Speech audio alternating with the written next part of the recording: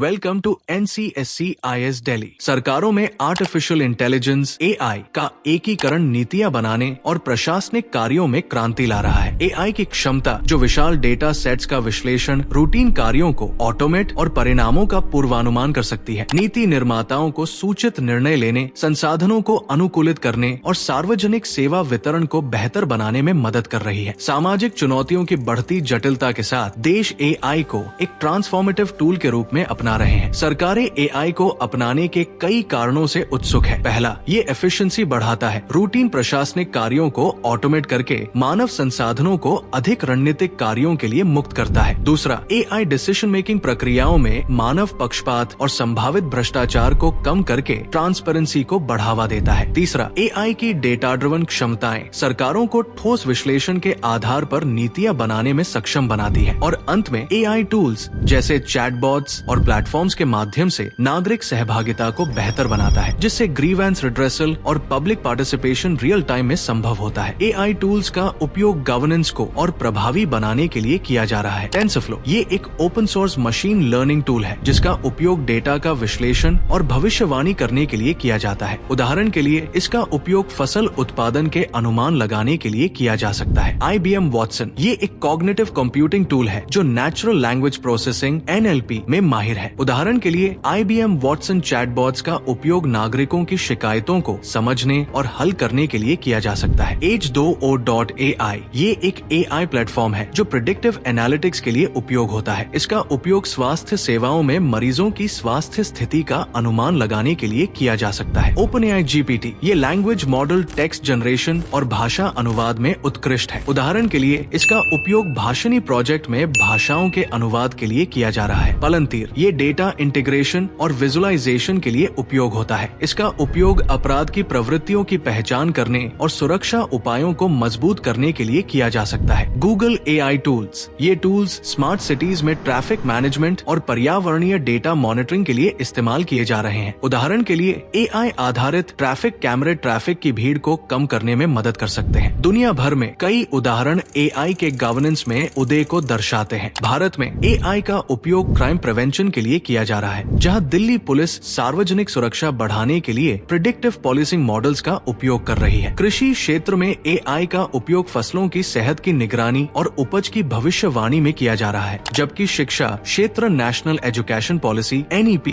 के तहत personalised learning system से लाभान्वित हो रहा है। एस्टोनिया जिसे सबसे डिजिटल रूप से उन्नत राष्ट्र माना जाता है, ने अपनी सरकारी संरचना में पूरी तरह से AI को शामिल किया है, जहां ई-टैक्स और ई-रेजिडेंसी प्रोग्राम्स जैसी ऑटोमेटेड सेवाएं प्रदान की जाती है। चीन AI का बड़े पैमाने पर स्मार्ट सिटी प्रोजेक्ट्स में ट्रैफिक मैनेजमेंट और पब्लिक सेफ्टी के लिए उपयोग कर रहा है। साथ ही इसका विवादास्पद सोशल क्रेडिट सिस्टम भी एक उदाहरण है। अमेरिका में AI आपदा प्रतिक्रिया प्रयासों में सहायता करता है, जैसे कि वाइल्ड फायर्स की भविष्यवाणी करना, जबकि यूरोपीय संघ EU AI टूल्स का उपयोग रेगुलेटरी कंप्लायंस के लिए करता है और GDPR फ्रेमवर्क का समर्थन करता है। हालांकि गवर्नेंस में AI के उपयोग के साथ कई चुनौतियां भी आती है। नैतिक चिंताएं, एथिकल कॉन्सर्न्स प्रमुख है, विशेष रूप से मास सर्विलांस और प्राइवेसी के उल्लंघन के संभावित दुरुपयोग को लेकर। एल्गोरिदम में पक्षपात मौजूदा सामाजिक असमानताओं को और बढ़ा सकता है और डिजिटल विभाजन, डिजिटल डिवाइड AI संचालित उपकरणों तक समान पहुंच को रोक सकता है। इसके अलावा AI और डेटा एनालिटिक्स में प्रशिक्षित पेशेवरों की कमी बड़े पैमाने पर अपनाने में बाधा बनती है। भारत AI को अपनाने के लिए नीति आयोग की AI फॉर ऑल रणनीति जैसी पहलों के माध्यम से सक्रिय रूप से प्रयास कर रहा है, जो स्वास्थ्य सेवा, कृषि और शिक्षा जैसे क्षेत्रों पर केंद्रित है। AI संचालित उपकरण जैसे दिग्यात्रा हवाई यात्रा को सुव्यवस्थित कर रहे हैं, जबकि भाषणी प्रोजेक्ट भाषा अनुवाद के लिए AI का उपयोग करता है, जिससे शासन में समावेशिता, इंक्लूसिविटी को बढ़ावा मिलता है। ये प्रयास भारत की समाज के लाभ के लिए AI को अपनाने की प्रतिबद्धता को दर्शाते हैं। आगे देखते हुए गवर्नेंस में AI का भविष्य बेस्ट प्रैक्टिसेस को साझा करने के लिए, ग्लोबल कोलैबोरेशन को बढ़ावा देने और रिस्पॉन्सिबल यूज सुनिश्चित करने के लिए कॉम्प्रिहेंसिव एथिकल फ्रेमवर्क्स विकसित करने में निहित है। IoT,